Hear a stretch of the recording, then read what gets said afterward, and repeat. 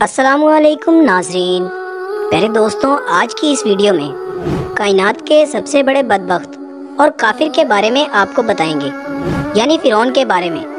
کہ فرعون کون تھا اور کس کی اولاد میں سے تھا، اور فرعون کو فرعون کیوں کہا جاتا ہے، اور فرعون مصر کا بادشاہ بننے سے پہلے کون سا کام کیا کرتا تھا، اور یہ فرعون مصر کا بادشاہ کیسے بنا، اور فرعون نے خدائی کا دعویٰ کرنے کے لیے بنی اسرائیل کے مسلمانوں کو کس طرح جانوروں جیسا جاہل بنا دیا، اور پھر کس طرح فرعون نے خدائی کا جھوٹا دعویٰ کیا اور کس طرح یہ مصر کا جھوٹا خدا بنا۔ پیارے دوستوں، ان تمام تر سوالوں کے جواب قرآن و احادیث کی روشنی میں آج کی اس ویڈیو میں آپ کو بتائیں گے۔ پیارے دوستوں، وہ فرعون جس کا ذکر قرآن پاک میں ملتا ہے، جو حضرت موسیٰ علیہ السلام کے دور میں پایا جانے والا فرعون تھا، اس کا نام ولید بن مصعب یا مصعب بن ریان تھا، اور بعض مورخین نے اس کا نام قابوس بھی تحریر کیا ہے۔ پیارے دوستوں، فرعون بدبخت کا تعلق قبیلہ قبطیہ سے تھا، اور اس کی عمر تقریباً 400 سال تھی، اور اس 400 سال کی عمر میں نہ تو یہ کبھی بیمار ہوا، اور نہ ہی کبھی اس کے سر میں درد ہوا، اور نہ ہی کوئی شخص اور دشمن اس پر غالب آیا۔ پیارے دوستوں، اس کا چہرہ تانبے کی طرح چمکتا تھا، اور اسی وجہ سے یہود و نصارہ اسے قابوس کہا کرتے تھے۔ فرعون بادشاہ بننے سے پہلے محنت مزدوری اور تجارت کیا کرتا تھا۔ ایک دن یہ محنت مزدوری سے تنگ آ کر بازار کی طرف نکلا، اور وہاں پر اس کی ملاقات حامان نامی ایک شخص سے ہوئی۔ دیکھتے ہی دیکھتے ان دونوں کی ملاقات دوستی میں بدل گئی۔ چنانچہ اس وقت یہ دونوں بدبخت کام کی تلاش میں شہر کی طرف روانہ ہو گئے، اور ان دنوں میں شہر کے اندر خربوزے کی خرید و فروخت کا کام زیادہ تھا۔ اس طرح یہ دونوں ایک خربوزے والے تاجر کے پاس گئے اور اس سے کام مانگا۔ چنانچہ اس وقت تاجر نے ان سے کہا کہ میرے خربوزے لے جاؤ اور بازار جا کر بیچ آؤ۔ جب یہ مال تم بیچ آؤ گے تو اس کے عوض میں تمہیں کھانے کے لیے دوں گا۔ تو اس وقت تاجر کی یہ بات سن کر فرعون نے حامان سے کہا کہ تم یہیں ٹھہرو، اور میں یہ خربوزے لے جاتا ہوں اور بازار میں فروخت کر آتا ہوں۔ اگر آپ ایسی ہی اسلامک اور معلومات سے بھرپور ویڈیوز دیکھنا پسند کرتے ہیں تو ہمارے چینل کو لازمی فرعون وہ خربوزے لے کر شہر کی طرف چلا گیا، اور وہاں جا کر فرعون نے دکانداروں سے خربوزے خریدنے کا کہا۔ اس وقت دکانداروں نے فرعون سے کہا کہ ہم تو سودا ادھار خریدتے ہیں اور بیچنے کے بعد اس کی رقم ادا کرتے ہیں، اور یہاں کا یہی دستور ہے۔ چنانچہ دکانداروں کی یہ بات سن کر فرعون تھوڑی دیر کے لیے خاموش ہو گیا، اور پھر اسی وعدے پر وہ سامان فروخت کر کے واپس چلا آیا، اور واپس آ کر خربوزے کے مالک یعنی تاجر سے آ کر کہنے لگا کہ یہ کام مجھے پسند نہیں،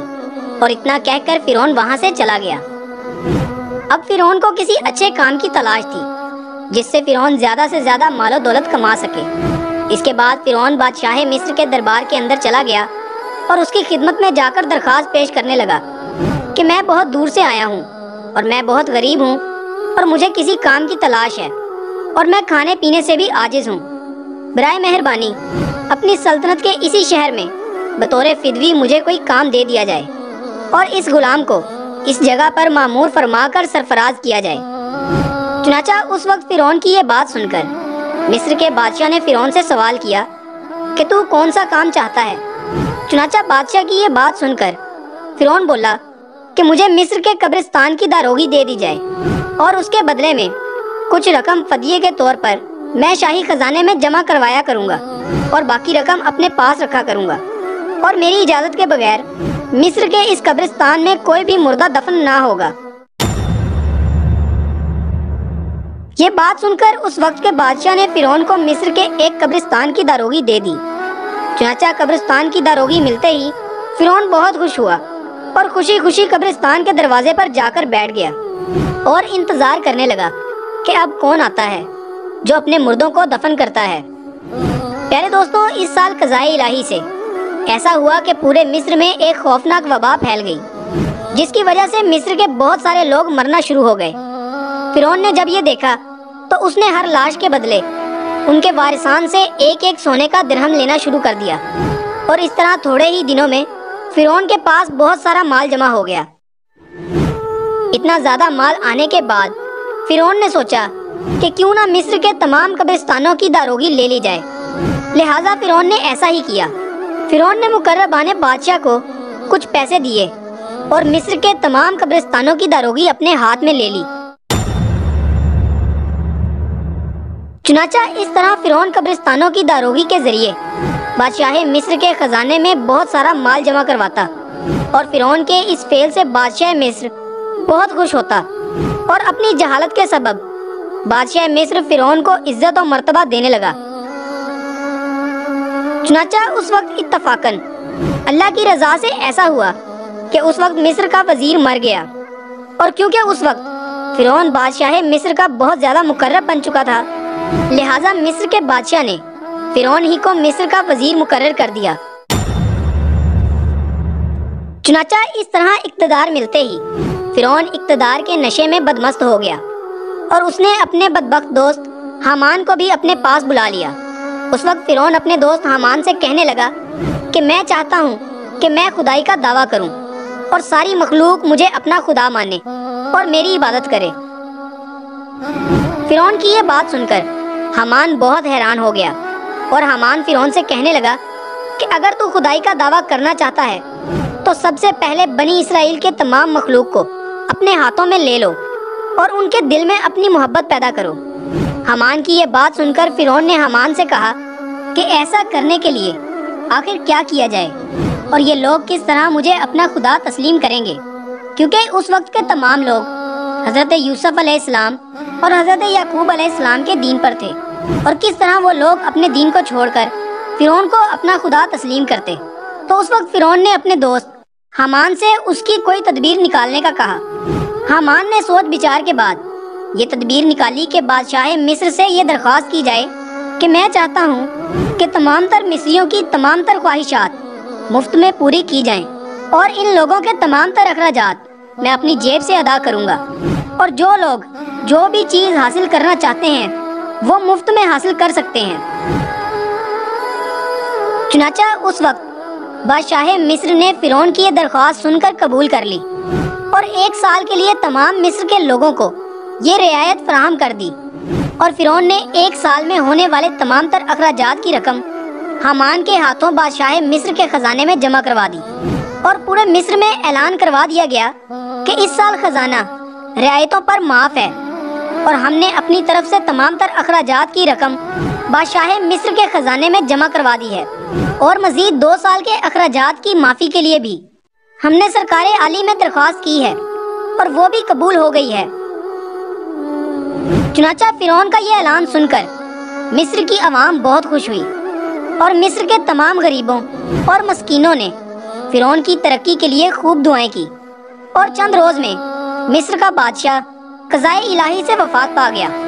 چنانچہ اس وقت کے مرنے والے بادشاہ کا کوئی وارث نہ تھا جو اس کے تخت پر بیٹھتا اور اس کی بادشاہت کو سنبھالتا۔ اس طرح مصر کے بادشاہ کی تدفین کے بعد 3 دن تک عیادت ہوتی رہی، اور چوتھے دن مصر کے تمام تر عالم، فاضل، قاضی، مفتی، امراء و غربا، چھوٹے بڑے سب بادشاہ مصر کے دربار میں حاضر ہوئے، اور کہنے لگے کہ بادشاہ کے تخت پر کس کو بٹھایا جائے، کیونکہ ملک بادشاہ کے بغیر بے سروپا ہو گیا ہے۔ چنانچہ اس وقت مصر کے لوگوں نے فرعون کی یہ نیکی دیکھی تھی کہ فرعون نے 3 برس کا خزانہ مصر کے لوگوں کو معاف کروایا تھا، اور ان کے اخراجات کا 3 برس کا پیسہ اپنے پاس سے خزانے میں جمع کروایا تھا۔ اسی لیے مصر کے تمام تر لوگ فرعون کے اس عمل سے بہت زیادہ خوش تھے، اور فرعون کی یہ خیر خواہی دیکھ کر مصر کے لوگوں نے فرعون کو مصر کے بادشاہ کے تخت پر بٹھا دیا، اور اس طرح فرعون بدبخت مصر کا بادشاہ بن گیا۔ اس وقت لوگوں نے یہ خیال کیا کہ فرعون بہت اچھا انسان ہے اور ہماری رعایا کا بہت خیال رکھے گا، اور اس طرح فرعون مصر کے وزیر سے مصر کا بادشاہ بنا، تو اس نے اپنے دوست حامان کو مصر کا وزیر مقرر کر دیا۔ فرعون مصر کا بادشاہ بنتے ہی اپنے دوست حامان سے کہنے لگا کہ اب پورے مصر میں ہماری بادشاہی ہے، ہم جو چاہیں وہ کر سکتے ہیں۔ اس وقت فرعون نے حامان سے کہا کہ اب کوئی ایسی تدبیر نکالو کہ مجھے مصر کے تمام تر لوگ اپنا خدا ماننے لگیں، اور میری عبادت کرنے لگیں۔ اس وقت حامان بدبخت نے فرعون ملعون کو مشورہ دیا کہ مصر کے اندر یہ حکم جاری کیا جائے کہ جتنے بھی مصر کے اندر علماء اور فضلہ دین کی تدریس کر رہے ہیں وہ تمام دین کی تدریس کو ختم کر دے، تاکہ آہستہ آہستہ یہ لوگ دین سے دور ہو جائیں اور اپنے دین سے بالکل بے خبر ہو جائیں، اور آئندہ آنے والی نسل دین اور دنیا کی تعلیم سے بالکل بے خبر اور جاہل پیدا ہو۔ چنانچہ حامان کی یہ بات سن کر فرعون نے فوراً یہ حکم جاری کر دیا اور مصر کے اندر دین اور تدریس کا یہ سلسلہ بالکل ختم کر دیا گیا، اور دیا کوئی بھی شخص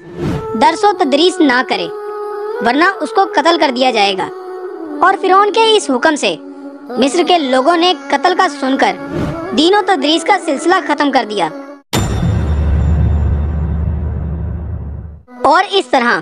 مصر کے لوگوں نے بالکل لکھنا پڑھنا چھوڑ دیا۔ چنانچہ اس طرح دین و تدریس کا سلسلہ ختم ہونے کے بعد وقت گزرتا گیا، اور وقت کے ساتھ ساتھ تمام لوگ جاہل بن گئے اور علم سے دور ہو گئے اور اپنے حقیقی خدا اللہ ذوالجلال کو بالکل ہی بھول گئے۔ اس وقت مصر کے لوگوں کی یہ حالت ہو گئی کہ وہ جانوروں کی طرح جاہل بن گئے۔ اس وقت فرعون نے چال چلی اور حکم جاری کیا کہ مصر کے لوگ اپنے اپنے گھروں میں بت بنا کر اس کے سامنے سجدہ کیا کریں اور اس کی پوجا کیا کریں۔ چنانچہ فرعون کا یہ حکم پاتے ہی ایک قبطی قوم جو کہ کثیر تعداد میں تھے، انہوں نے بتوں کی پوجا کرنی شروع کر دی، اور آہستہ آہستہ بت پرستی بڑھتی چلی گئی، اور اس طرح یہ سلسلہ 20 سال تک جاری رہا۔ اور پھر فرعون نے مصر میں یہ اعلان کروایا اور یہ الفاظ مصر کے لوگوں کے کانوں تک پہنچائے، جس کا ذکر قرآن پاک میں اس طرح ملتا ہے کہ اس نے لوگوں کو جمع کیا اور لوگوں سے کہا کہ میں ہوں رب تمہارا اور سب سے بلند اور بڑا۔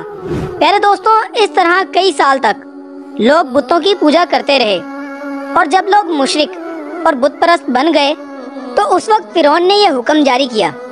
کہ اپنے گھروں میں رکھے تمام بتوں کو توڑ دیا جائے اور مجھے خدا مانا جائے اور میری پوجا کی جائے۔ چنانچہ اس طرح فرعون کا یہ حکم ملتے ہی انہوں نے ایسا ہی کیا۔ تمام قبطی قوم نے بتوں کو توڑ دیا اور فرعون کو پوجنا شروع کر دیا اور فرعون کو خدا ماننے لگے۔ لیکن قبطی قوم کے علاوہ دوسرا کوئی بھی فرعون کو خدا نہیں مانتا تھا۔ قبطی قوم ایک واحد قوم تھی جو فرعون کو اپنا خدا مانتی تھی، اور بقایا لوگ اللہ تعالیٰ کی وحدانیت پر یقین رکھتے تھے اور اللہ تعالیٰ کو اپنا خدا مانتے تھے، اور اس وجہ سے فرعون قبطیوں پر بہت مہربان تھا اور بنی اسرائیل کے مسلمانوں پر طرح طرح کے ظلم کرتا تھا، کیونکہ بنی اسرائیل کی قوم حضرت یوسف علیہ السلام کے دین پر تھی، اور اسی طرح فرعون ان کو ذلیل کرتا اور ان سے بھاری بھرکم کام کرواتا تھا۔ اللہ تعالیٰ سے دعا ہے کہ اللہ تعالیٰ اپنی فرما برداری میں زندگی گزارنے کی توفیق عطا فرمائے۔